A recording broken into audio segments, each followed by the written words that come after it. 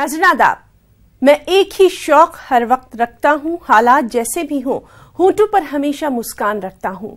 राह में कितनी भी हो मुश्किलें, उसका डटकर सामना भी करता हूँ, क्योंकि मुसीबतों पर जीत हासिल करने और अपने हौसले से एक नए जहां की इबारत लिखने वाले इन जाबाजों के हुनर को जमाना भी दिल से करता है सलाम। और यही शख्सियतें कहलाती हैं बेमिसाल। जी हां नाज़रीन, आप देख रहे हैं हमारी खास पेशकश बेमिसाल। चलिए शुरुआत करते हैं। नन्हे मुन्ने बच्चों के मुस्तकबिल को संवारने और उन्हें नई राह दिखाने के लिए उस्ताद हर वक्त कुछ न कुछ नया करते रहते हैं। और एक उस्ताद जब अपने जुनून के दम पर बच्चों के मुस्तकबिल को ताबनाक बनाने के लिए अपना जी जान लगा दे तो फिर वाकई में तालिब इल्मों के दिल से बेख्तियार निकलता है। Thank you teacher. आइए आपकी मुलाकात करवाते हैं एक ऐसी ही बेमिसाल शख्सियत से। खोल दे पंख मेरा कहता है परिंदा, अभी और उड़ान बाकी है। ज़मीं नहीं है मंजिल मेरी, अभी पूरा आसमान बाकी है। लहरों की खामोशी को समंदर की बेबसी मत समझ है नादां, जितनी गहराई अंदर है बाहर उतना तूफान बाकी है। जी हाँ, ये तस्वीर बयां कर रही है इस अध्यापक के बेपनाह कोशिशों को। ये समय तस्दीक दे रहा है क्लास में बैठे उन छात्रों के भविष्य की।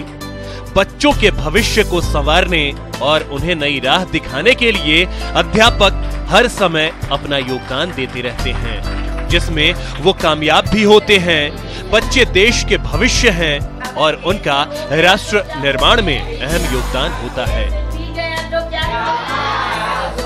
यानी कि परिधि बराबर क्या होता है, जिसके चलते अध्यापक तमाम मुसीबतों का सामना करके उन्हें शिक्षा देते हैं और उन्हें इस काबिल बनाते हैं जिससे वो आने वाले वक्त में अपनी शिक्षा से समाज में कुछ बेहतर कर सकें और राष्ट्र की उन्नति में अपना योगदान दे सकें।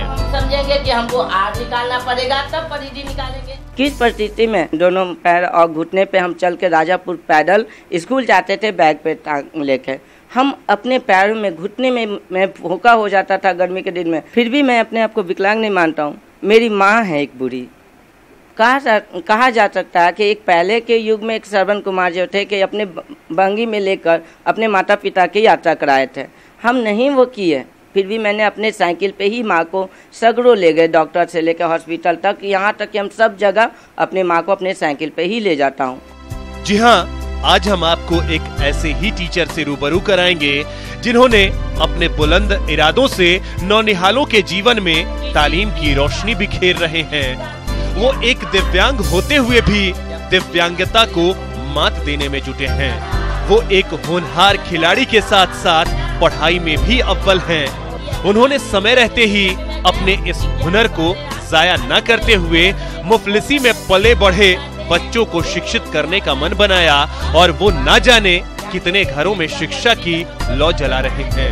ये गोल वाला होता है तो इसे क्या बोलते हैं, परिधि। ये ऐसा इंसान है जो अपने पैर पे नहीं चल रहा है, लेकिन ये लोगों के लिए एक मिसाल बना हुआ है, क्योंकि आजकल ये ऐसा वैसा बंदा है जो अपने दम पर ये अपनी माँ का भी परवरिश कर रहा है, ये खुद की भी पढ़ाई कर रहा है और ऐसे बच्चों की पढ़ाई को देख रेख कर रहा है जो बच्चे आगे चल के समाज का उज्जवल भविष्य हो। उनके जज्बे को देखकर मैं सलाम करती हूँ।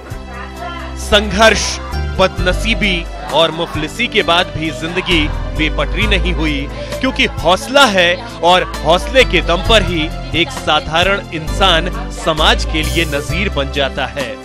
जी हाँ, घुटनों के बल चलकर शिक्षा की लौ जलाने वाले इस शख्स के इरादे चट्टान से भी ज्यादा मजबूत हैं। वो तूफानों से लड़ने की हिम्मत रखता है, तभी तो वो विपरीत परिस्थितियों में भी अपने ज्ञान के दीपक की रोशनी से नौनिहालों को नहला रहा है। मैं आज बहुत कठिन परिश्रम से मैं इस स्टेज पे पहुंचा हूं। मैं राष्ट्रीय खिलाड़ी होते हुए भी मैंने बहुत से सरकार को गुहार लगाया कि मुझे जॉब मिल जाए, मगर मुझे जॉब नहीं मिला। मुझे जॉब ना मिलने के कारण मैं आज कुछ शिक्षित हो जाने के कारण मैं कुछ बच्चे को पढ़ाना प्रारंभ कर दिया। मुझे संतुष्टि है मैं विकलांग होते हुए भी मैं विकलांग अपने आप को नहीं मानता हूँ, क्योंकि मैं उस स्टेट लेवल पे चले गए हूँ कि मैं अपने जो मैं शिक्षा ग्रहण किया हूँ मैं उस गरीब बच्चे को देता हूँ जो मुझसे वो बच्चे ज्ञान प्राप्त कर रहे हैं। इससे पहले मैं बहुत मैथ्स में बहुत ज़्यादा वीक थी, कमज़ोर थी, लेकिन सर बहुत अच्छा मैथ्स पढ़ाते हैं, तो ये जब से हम पढ़ाएं तो फिर हमें मैथ्स भी समझ में आने लगा और फिर मेरा मार्क्स भी बहुत अच्छा हो गया, पहले से ज़्यादा अच्छा।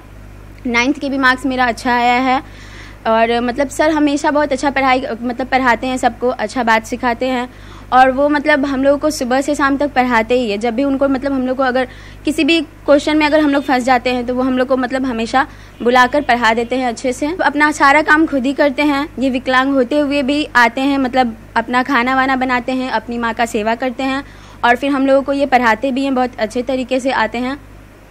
और ये विकलांग होते हुए भी साधारण होते हुए भी ये खुद में असाधारण है और इनमें बहुत ज़्यादा हौसला है। जीवन एक संघर्ष है जो अपने सर में देखते हैं, वो हमेशा संघर्ष करते रहते हैं। वो खुद से पूरी चीज़ करते हैं, पढ़ाते भी हैं और अपने माँ को भी देखते हैं और उनके पास टाइम नहीं है लेकिन फिर भी वो हम लोग को पढ़ाते हैं, खुद से भी पढ़ते हैं और पढ़ाई भी करते हैं। वो नौकरी में जॉब के लिए फॉर्म भी भरते हैं लेकिन उनको अभी तक नहीं लगा। वो प्रेरणा देते सभी बच्चों को ताकि उनकी तरह कोई ना हो सके, वो जॉब में पीछे ना रह सके, सब बच्चे को आगे बढ़ने के लिए बोलते हैं। पटना के नेहरू नगर में चल रहे इस पाठशाला में शिक्षा दे रहे इस गुरु का नाम है सुनील, जिन्होंने अपने मन में ठान लिया है कि मुफलिसी में पैदा हुए नौनिहाल शिक्षा से महरूम नहीं रहेंगे। यही वजह है कि सुबह से शाम तक ये गुरु नौनिहालों को अपनी पाठशाला में मुफ्त में ज्ञान देता है। ये गुरु दिव्यांग जरूर है लेकिन इसके हौसलों के आगे दिव्यांगता भी हार जाती है। कुदरत की नाइंसाफी तो देखिए, इस गुरु को बचपन में पोलियो ने अपना शिकार बना लिया और उन्हें बेबस कर दिया, लेकिन ये गुरु भगवान को मानता भी है और उनकी पूजा भी करता है और उनसे कोई शिकायत भी नहीं करता क्योंकि उसे खुद पर विश्वास है, उसे खुद पर यकीन है कि आने वाले वक्त में वो अपने मंजिल की सीढ़ियों पर चढ़ेगा जरूर। मैंने कलकत्ता खेले, दिल्ली खेले थे, गाजियाबाद एक नेशनल खिलाड़ी खेल खेले थे, मगर बहुत सारे गेम खेले थे हमने। इस जुनून और हिम्मत से देश के भविष्य को संवारने की जिम्मेदारी जिन कंधों पर है वो भले ही दिव्यांग हैं, लेकिन उस टीचर का मानना है कि वो दिव्यांग तन से हैं, मन से नहीं। उन्हें खुद पर इतना भरोसा है कि वो बिना रुके बिना थके अपने हौसले के दम पर इन नौनिहालों के भविष्य को एक नई दिशा के साथ एक नई उम्मीद भी देंगे। न्यूज़ 18 भी इस बेमिसाल शिक्षक के जुनून और जज्बात की कद्र और उन पर फख्र करते हुए उन्हें दिल से बोलना चाहता है, थैंक यू टीचर। हमारी ख्वाहिश तो आसमान पे जाने की थी, मगर क्या करें हमारा चांद ही जमी पर है। यह दिव्यांग गुरु भी शायद यही सोच रहा है, जिसके लिए आज ये गरीब बच्चे भी किसी चांद से कम नहीं है, जो ना सिर्फ समाज के वंचित बच्चों को शिक्षा दे रहा है बल्कि अपनी बूढ़ी माँ के लिए भी श्रवण कुमार बनकर फर्ज अदा कर रहा है। कैमरामैन आशीष के साथ रजनीश कुमार, न्यूज़ 18 नेटवर्क। अपनी मेहनत, अपनी लगन और अपने हौसले, अपने जुनून, अपने खेल से लाखों दिलों को जीतने वाली इस बिटिया के हुनर को देखने के बाद लोग फख्र महसूस कर रहे हैं, क्योंकि उन्हें पता है कि जिस जोश और जज्बे के साथ मुल्क की ये छोटी सी उड़न परी आसमां में अपने हौसले के पंख से उड़ रही है, वो आने वाले वक्तों में अपने मुकम्मल जहां तक जरूर पहुंचेगी। कौन है ये उड़न परी, आपको दिखाते हैं। जब दुनिया तुम्हें आजमाए, तुम्हारे रास्ते में मुश्किलें बिछाए, जब हालात तुम्हें तोड़ना चाहे, जब हर कोई तुम्हारा साथ छोड़ जाए, तो दिखा दो दुनिया को अपनी ताकत। आगे बढ़ और कोई हिमाकत कर, ना रुक, ना थक, ना थम, ना डर, तू बस हालात के खिलाफ बगावत कर और अपनी मुकम्मल जहां तक पहुंचने की राह तैयार कर। आज हम आपको एक ऐसी दिव्यांग बिटिया से रूबरू कराएंगे और उसके हौसले की पूरी दास्तां सुनाएंगे, जो अपने हुनर की बदौलत अपनी दिव्यांगता को दूर कर अपनी मंजिल के करीब पहुंचने की कोशिश में जुटी हुई है। वो नादान थी, वो मासूम थी, जब उसके जीवन में दुख का ये पहाड़ टूटा और उसके दुख से उसके परिवार वाले भी हताश हो गए, लेकिन ना ही उसने हिम्मत हारी और ना ही अपने घर वालों की मुश्किलें बढ़ने दी। छोटी सी उम्र में अपने हौसले की बदौलत अपने जीवन में कहर बनकर बरपे उस दिव्यांगता को दूर करने में जुट गई और अपने जोशीले अंदाज से अपना और अपने देश का मान गर्व से ऊंचा कर दिया। जब हमें पता चला, जब वो 1.5 साल की थी, जब हमें पता चला कि उसको जो है हीयरिंग प्रॉब्लम है, तो फिर डॉक्टर वगैरह से कंसल्ट करा। फिर किसी ने बताया कि इसको कॉकलियर इम्प्लांट अगर आप लगा दोगे तो कुछ हद तक वो सुनने लगेगी। फिर हमने उसके लिए जो है भाग दौड़ करी काफ़ी। फिर एम्स में उसका हमने ऑपरेशन कराने के बाद जो है उसको वो कॉकलियर डिवाइस लगवा दी गई। फिर उसके बाद उसको हमने शुरू से ही नॉर्मल बच्चों की तरह रखा। उसने स्विमिंग सीखनी चाहिए, हमने स्विमिंग सिखवाई। उसने चेस खेलनी चाहिए, हमने चेस खिलवाया। जैसे जहाँ करना चाहा, उसने बैडमिंटन खेलना चाहिए, हमने बैडमिंटन खिलवाया। ये तस्वीरें बयां कर रही हैं आरुषि के बेमिसाल जोश की। ये तस्वीरें बयां कर रही हैं आरुषि के बेमिसाल हुनर की। वाकई आरुषि ने अपने दमदार इरादों की वजह से ही सुन न पाने और बोल न पाने के बावजूद भी हार नहीं मानी। अपने दिल में कुछ कर गुजरने का जुनून लिए उसने खेल में अपना भविष्य तलाशना शुरू कर दिया और महज 13 साल की उम्र में आरुषि ने मलेशिया में यूथ एशिया पैसिफिक गेम्स में कांस्य पदक जीतकर ये बता दिया कि उसके इरादे कितने मजबूत हैं और आने वाले वक्त में वो अपने खेल से और भी कई अवार्ड और कई रिकॉर्ड अपने नाम करेगी, जिससे देश का मान भी बढ़ेगा और उसकी ख्वाहिशों को नई दिशा भी मिलेगी।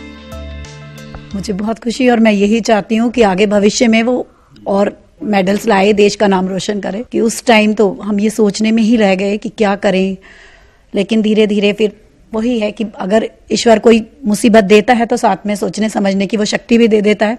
कि बहुत सोचा, डॉक्टर से कंसल्ट करके फिर जब उसका कॉकलियर कराया, ठीक है, शुरू में हमें संघर्ष बहुत करना पड़ा, लेकिन आज वो स्थिति है कि हम ये सोचकर कुछ है, कोई बात नहीं, हमारे बच्चे में अगर एक कमी है तो भगवान ने उसे कुछ टैलेंट भी दिया है। और यही कहना चाहूंगी मैं बाकी पेरेंट्स से भी, जिनके बच्चे अगर ऐसे हैं, सुन नहीं सकते या कोई भी प्रॉब्लम है, तो वो उनका साथ दें। एक ना एक दिन जरूर बच्चे कामयाब होंगे। ये तमाम मेडल, ये तमाम सर्टिफिकेट आरुषि के जज्बे की तस्दीक कर रही हैं। वो अपने हुनर और अपने बुलंद इरादों से ही इतनी छोटी सी उम्र में एक के बाद एक टूर्नामेंट में जीत हासिल करते जा रही है और सभी मेडल्स को अपनी झोली में समेट रही है। उसके इस मेहनत पर परिवार के साथ पूरा देश भी नाज करता है कि उनकी बिटिया इतने कम समय में नेशनल के साथ इंटरनेशनल सीरीज में अपने खेल से अपने विरोधियों को परास्त कर मेडल और टूर्नामेंट अपने नाम कर रही है। आरुषि ने Asia Pacific def badminton championship जो कि मलेशिया में हुई है, उसमें डबल्स में ब्रॉन्ज मेडल लिया है। निशा उसकी पार्टनर थी उसमें। हाँ, बहुत मेहनत की उसने और साथ में उसके कोचेस का बहुत ही हेल्प रही, कोऑपरेशन रहा, जिस वजह से वो इस मुकाम तक पहुंच पाई। उसके कोचेस के अलावा उसके टीचर्स का भी बहुत हेल्प रहा इस सब चीज़ों में। स्कूल के साथ कोऑर्डिनेट करना सारी चीज़ें बहुत ही मुश्किल था। तमाम मुसीबतों के बावजूद भी आरुषि का हौसला कमजोर नहीं हुआ और उसकी बदौलत मलेशिया में अंतर्राष्ट्रीय बैडमिंटन चैंपियनशिप में कांस्य पदक जीतकर भारत का तिरंगा शान से लहरा दिया। उसकी इस उपलब्धि से परिवार में खुशी का माहौल है। खुशी इस बात की कि उनकी बिटिया ने उन सभी के लिए मिसाल कायम किया है जो जिंदगी की चुनौतियों के सामने हार मान लेते हैं। खुशी इस बात की कि उनकी बेटी ने एक मुकाम हासिल कर लिया है और सबसे बड़ी खुशी तो इस बात की कि उसने न सिर्फ अपने परिवार और समाज का बल्कि पूरे देश का नाम रोशन किया है। बेमिसाल के लिए मेरठ से उमेश श्रीवास्तव के साथ ब्यूरो रिपोर्ट, न्यूज़ 18 टीवी। वो अपने हुनर से, अपने जज्बे से, अपनी काबिलियत से और अपनी मासूमियत से भी अंधेरे में चिराग जलाने की कोशिश कर रही है और इसमें शिद्दत से जुट गई है। उसे मालूम है कि वो एक ना एक दिन अपने मजबूत इरादों से बंजर जमीन को भी बहुत ज्यादा उपजाऊ बना देगी। आखिर ये कौन है? आइए आपकी मुलाकात करवाते हैं इस बेमिसाल शख्सियत से।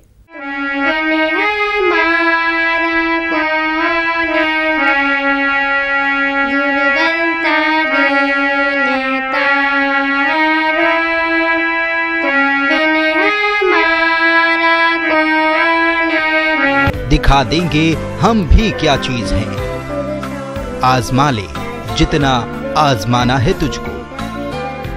जी हाँ, इस बिटिया का हुनर देखते बनता है।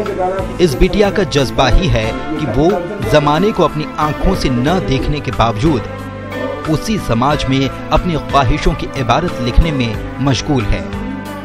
वो अपने दिमाग से आसपास की चीजों को महसूस करती है। वो आगे बढ़ने के लिए अपना रास्ता खुद तैयार कर रही है। वो अपनी उम्र के सभी बच्चों के लिए एक मिसाल बनना चाहती है।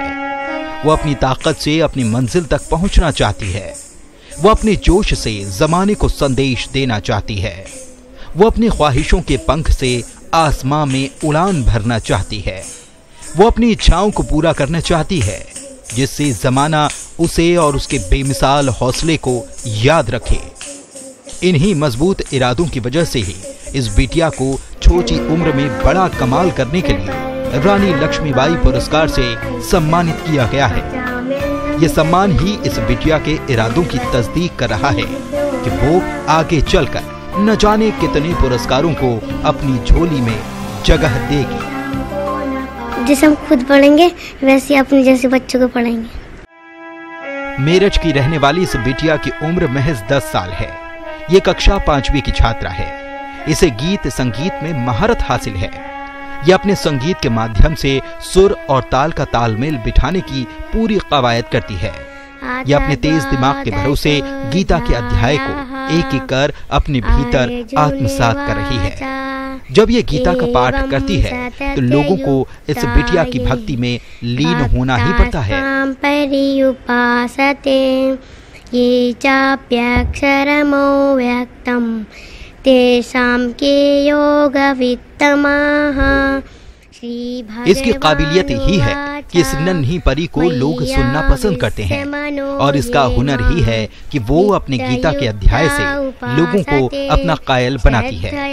इसकी ख्वाहिश है कि वो अपने सफर में आगे बढ़े और अपनी मंजिल के करीब पहुंचे। इसकी ख्वाहिशों की उड़ान अभी बाकी है। इसकी लगन के इम्तिहान अभी बाकी है। कर लेगी ये दुनिया मुट्ठी में, बस सब्र का मुकाम अभी बाकी है। ये अपने हौसले के भरोसे ही अपनी जिंदगी की गाड़ी को खींच रही है। ये अपने जज्बे से अपनी मंजिल की तलाश कर रही है। मंजिल होगी करीब बस इसके, सच में इरादे इसके बोलते हैं। कर लेगी दुनिया मुट्ठी में, बस इसके हुनर बोलते हैं। ये अपने बुलंद हौसले की बदौलत ही रानी लक्ष्मीबाई पुरस्कार से सम्मानित हुई, जिससे इस बिटिया के स्कूल में खुशी का माहौल है। लोग बधाइयां दे रहे हैं, लोग खुशियां मना रहे हैं, लेकिन इसकी जिद है कि वो अपने हुनर से अपनी मंजिल की राह खुद तय करे।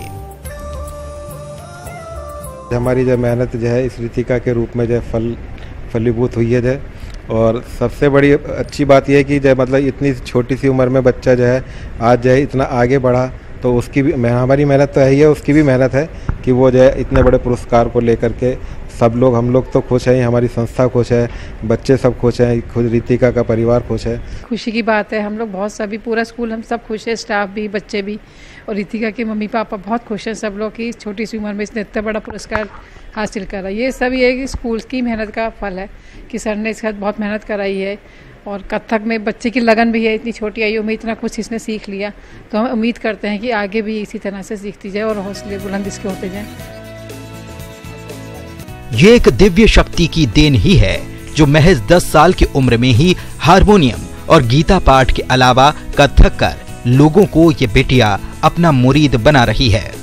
घर वाले इस बिटिया की अदाओं पर मंत्रमुग्ध हो जाते हैं, उसकी धुन में मदमस्त हो जाते हैं। वास्तव में ये बिटिया अपनी कलाकारी और हुनर से सभी को अपना बना रही है। इसकी नटखट अदाओं पर मरने वालों की फहरिस्त लंबी है, लेकिन रितिका की माँ और घर वाले इसे ईश्वर की शक्ति मानते हैं। ये अपने जज्बे से सभी को अपनी धुन की तरफ आकर्षित करती है।